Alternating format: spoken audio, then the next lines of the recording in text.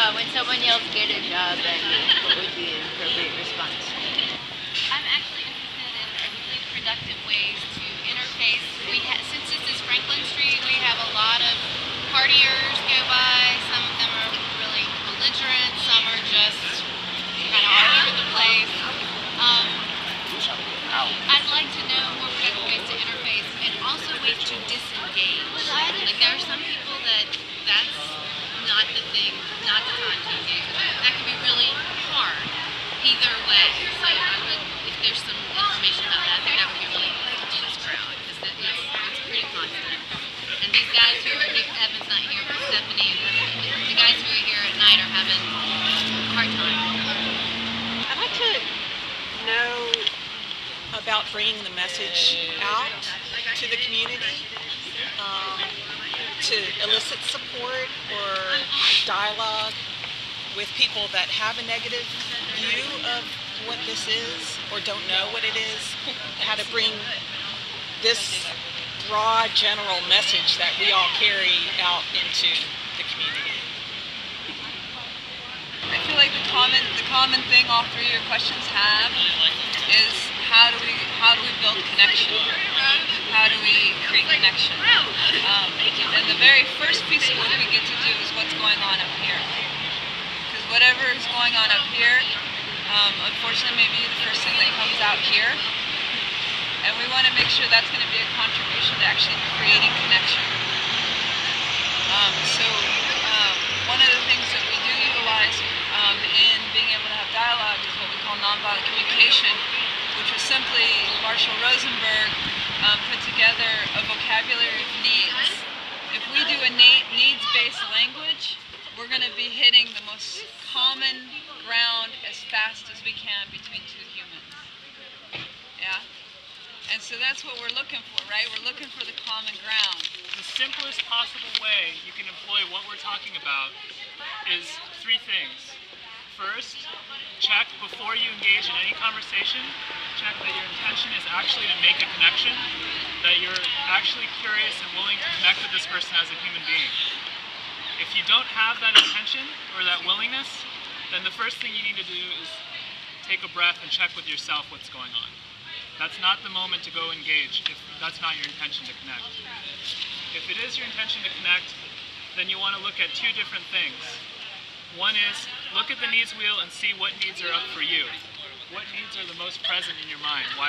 What is it that you'd most like understood and heard in relation to this other person?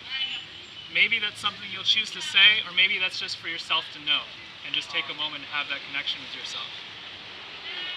The second is to look at the needs wheel again and make your best guess based on everything you're hearing from the person, how they're expressing yourself physically or through words. Make your best guess as to what needs are the most up for that person right in that moment. Because every single word and every single action that any person says or does is to meet a need. And these are the needs right here. So if you have any question about what's going on for someone, take a look at this and make your best guess. And all you have to try to say to begin the conversation is, walk in and make your best guess. I'm wondering if X is important to you. I'm wondering if safety is really important to you right now. I'm wondering if you're really wanting understanding. I'm curious, are you really wanting support? As few words as you can put in there, other than the need, just to make your intention clear that you're curious and you're making your best guess as to what's going on for them. If you're getting yourself over 40 words, just stop. Don't deliver 3 minutes to them and expect them to have tracked anything you said past the first 30 seconds. One sentence, make your best guess as to what their need is. The worst that's going to happen is they'll say, no, and then they'll tell you what it is. They'll say, no, that's not it, it's blah, blah, blah, and then you can make another guess. Oh, I'm sorry, I guess, is it that you're wanting clarity? Yeah. No, that's not it either. Okay, then you get more information every time you make a guess. So there's no such thing as a bad guess or a wrong guess. And that's the reason why I put the 6 steps of nonviolence by Dr. King on there is because this is really key. Because are we out here to defeat injustice or are we out here to defeat people? Because if you're out here to defeat people, you're not nonviolent. If If you're out here to defeat an injustice, that's nonviolence. Because you're going to see fit that all people get taken care of. And that's when I go into a dialogue or I go into an interaction, someone's, got a lot of their passion rolling at me. I can be there too and go, yeah, I'm guessing we're both wanting safety. Yeah, I want everybody safe. And I'm like, yeah. And I'm getting that the way we're yelling at each other right now isn't going to get us there. I'm curious if you have any ideas for how to get us to a place where we both feel safe. Like naming the obvious is one of the most nonviolent things we can do too. Oftentimes, the way I look at it in our systems, the way it's set up, part of the sickness is that most of the people that we're calling in the 1%, or at least we're sympathetic to what we're calling the 1%, they're stuck in a system where their basic security is caught up. Like if they were to step out of the places where they work, they don't know where they would find a job. They don't know where they would get their basic support. Granted that their basic comfort level may be higher than most of us, but still, that's still what's coming up for them. They're still afraid for their basic security, their family security. They're afraid for being outcast of society. Their friends and family maybe are all connected to that. What do you do when you step outside of that? Where's your sense of community and belonging? That's a scary thing for anybody, So this is what we're talking about, connecting to what are the needs that are inside of the message when you get that. What I'm getting is that there are assumptions that I bring into a dialogue about another person, especially when I know or I feel that they might not have the same point of view I have. So I come in, I feel armored already, and I'm expecting a negative response from anything that I say that I think is going to be opposite of what they understand or believe. So I'm hearing that it would be in both of our best interests to come in as an observer with an open heart and not, try not to come in with those preconceived assumptions. So it brings to mind something that happened this past week where there was an older gentleman in proximity to me and asked, there was a TV there and Obama was on, and he said, "What do you think of that guy?" And all I could say was, I don't want to talk about it, because I didn't know what to say to that. Because I felt like anything I said, which I am an Obama supporter still, would be in direct opposition to what he is coming from. So is there a way that I could have handled that better? Well, I'm hearing that you took care of your needs the best way you knew how in that moment. So you get to check with yourself. Are you actually curious in going into dialogue with that person? That's the first check-in. If you actually are, then I know I likely might say something like, "I'd love to share what I think. Are you actually curious?" I check in with myself if I'm curious. I'm going to check if they're curious. Yeah. And part of that check for you about sort of how it was for you to say, I don't want to talk about it, is that there's no right or wrong in any of this. If the best choice you knew how to make in the moment was to say, I don't want to talk about this, and you check later and that felt good to you, like, that actually was in integrity with where I'm at, I don't want to talk about it right now, then it's meeting your needs, and I don't see the issue, I don't see that there's a conflict. It didn't sound like there's a conflict for that person in not hearing from you, and it sounds like the only thing that's coming up for you is a little bit of like, well, it really did meet my need of kind of protection and safety, and at the same time, that strategy maybe didn't meet as much need of connection as I would have liked.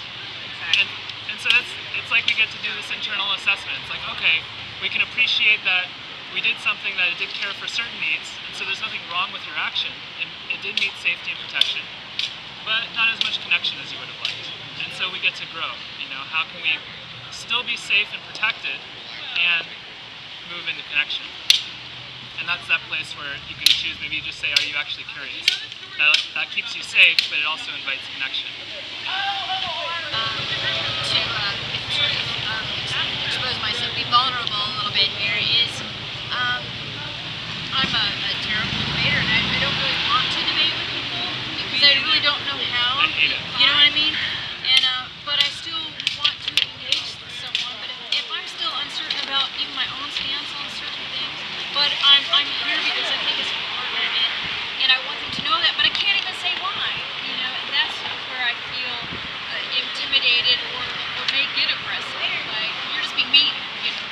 Yeah, because you're protecting. So I want to protect myself, but then I don't want to shoo them away.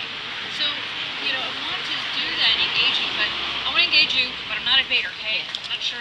There's a lot of things I'm unsure. So that's where I get a little gray. The second step I was naming earlier, of figuring out what your needs are, is a really helpful step, because no one can debate you on your experience and your truth. You know, debates are about oftentimes people speaking outside of what's true for them.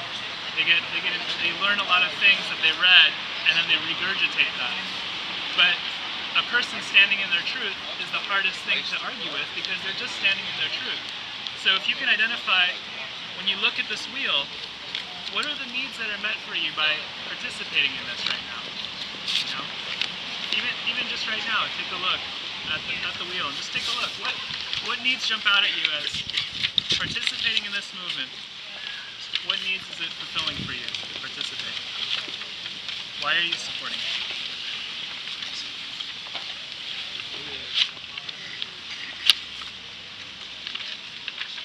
Consideration. Authenticity. Authenticity. Community. Celebration. Sense of celebration. Interdependence. Support. And that's your position. You walk into the conversation, you say, you know, I'll be honest, I can't figure out all the reasons why Occupy is important, but I can tell you how it's important to me. I notice that being part of it is really giving to my sense of community, and it really gives to a sense of authenticity. Like when I'm here, I see people being real, and I don't see that. I mean, I don't know if this is the way you put it, but when I'm here, I see people being real, and I don't see that a lot. I didn't see that a lot before the Occupy movement, so that's why I'm lending my voice to it. So you're speaking to your own needs, authenticity and community. And no one can argue with that. No one can say, no, you're not really getting community. No, I am. But what they then can talk about is they can talk about what their needs are, which gives a whole opportunity for connection. Oh, I'm hearing for you that, you know, it sounds like it doesn't actually meet your need for a sense of inclusion. That's really interesting, you know. Well, I'd like my community to be bigger. I'd like to hear, you know, what isn't giving you a sense of inclusion. I think the one thing I want to make sure I say before we leave, because I wouldn't want anyone to not have this understanding, is that when we talk about walking into a conversation with your vulnerability and with a curiosity and openness, that's different from what I would call the other extreme of putting yourself under people, where you walk in and say, you know, I don't really know anything and you know better, so I'm just going to be curious about you. That's where it's important to know what your needs are and what's important for you about what you like to have understood and heard, so that you have your own integrity. You're not coming in all spineless and, you know, letting people bowl you over. You know, we're meeting on equal ground. There's no one right, no one wrong, but we're meeting on the power with